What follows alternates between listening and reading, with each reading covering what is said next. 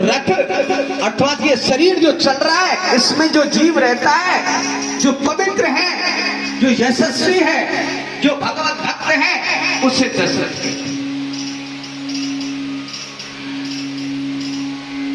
राजा रघु के वंश को यदि किसी ने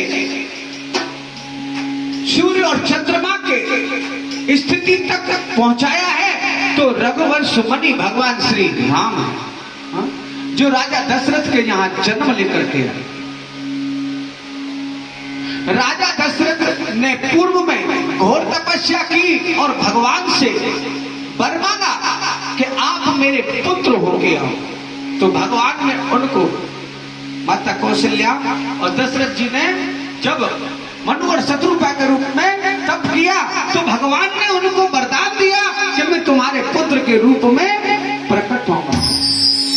इसलिए भगवान दशरथ जी के यहाँ अपने 4 अंशों में प्रकट हुए, राम, लक्ष्मण, भरत और शत्रुघ्न। रघुवंश की ध्वजा को जिन्होंने युगों युगों तक बढ़ाने का संकल्प लिया वह प्रभु श्री राम हुए। इसलिए उनका नाम रघुनंदन भी हुआ। बोलो राधे राधे। प्रियजनों, जब राजा दशरथ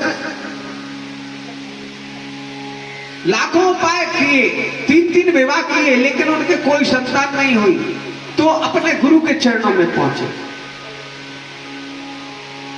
मैं त्रेता युग की एक कथा आपको सुनाता हूं। माता पार्वती जी ने भगवान शंकर से एक बार प्रश्न किया, हे प्रभु, आप जिन राम का ध्यान करते हैं, मैं उनकी सुंदर कथाओं को सुनना चाहती हूं। तो उस समय भगवान भोलेनाथ शिव शंकर जी ने कहा, हे देवी, मैं आपको कथा सुनाऊंगा तो शायद ही आप सुन पाओ। क्यों? क्योंकि पहले अमर कथा सुनाई थी ना, तुम सो गई थी, है ना। इसलिए ऐसे महात्मा के पास ले जाऊं जहां तुम्हारे को नींद नहीं आएगी। बोलो रे। रामायण जी में लिखा है कि एक बार त्रेता युग माही और शंभु गए कुंभज ऋषि पाही। एक समय त्रेता युग में भगवान शंकर कुंभज ऋषि के पास गए। किस लिए? राम कथा श्रवण करने के लिए, और साथ में लेके गए पार्वती जी को। पार्वती जी कहती है, प्रभु मुझे राम कथा को सुनना है, जिनका तुम ध्यान करते हो, वो इष्ट, वो ईश्वर कैसी कैसी लीलाएं करते हैं, उन्होंने किस कारण से इस धरती पर आकर के राम जी का अवतार धारण किया, मैं वह कथा जानना चाहती हूं। सज्जनों, तब भगवान कुंभज ऋषि के पास पहुंचे और कुंभज ऋषि से राम कथा श्रवण करने का भगवान शिव ने अनुग्रह किया। कुंभज ऋषि ने भगवान शिव और माता पार्वती का भव्य स्वागत किया और उनको सुंदर, स्वच्छ और उच्च आसन दिए। सब आसन पर बैठा करके उन्होंने सूर्यवंश का वर्णन सुनाया, जिसमें इक्ष्वाकु आदि राजा का वर्णन आया, खटवांग आदि राजाओं का वर्णन आया। प्रियजनों, राजा अज, रघु अज और दशरथ जी के वर्णन को सुनाया।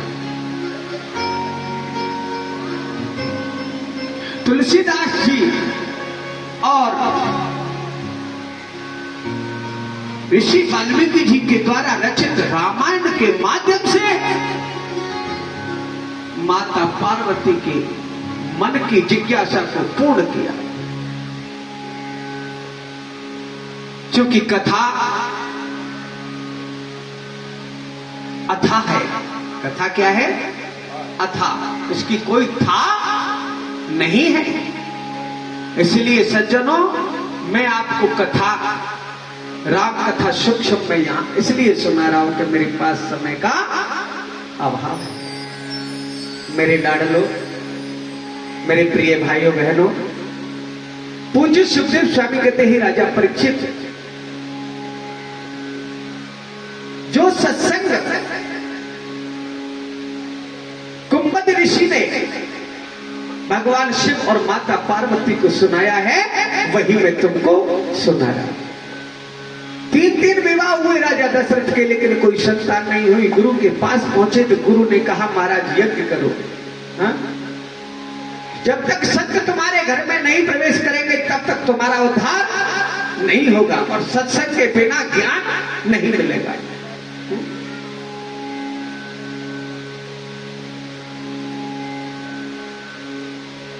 हमारे राम बाबू जी हमारे बीच में हैं। उन्होंने हमें एक कथा में एक हमसे जिज्ञासा रखी थी, तब से लेके आज तीसरी ये कथा हो रही है।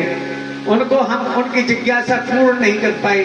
आप बैठे हो, आज हमको सत्संग करने का सौभाग्य मिला है आपके बीच में। फिर दोबारा से राम बाबू जी, सुन लो, मैं आपका भजन आपके लिए और इस पूरी ऑडियंस के लिए गा रहा हूं। जरा ध्यान देना, सत्संग कितना जरूरी है जीवन में। हाँ? कि संत समागम हरि कथा और तुलसी दुर्लभ दोय और शुद्ध धारा और लक्ष्मी।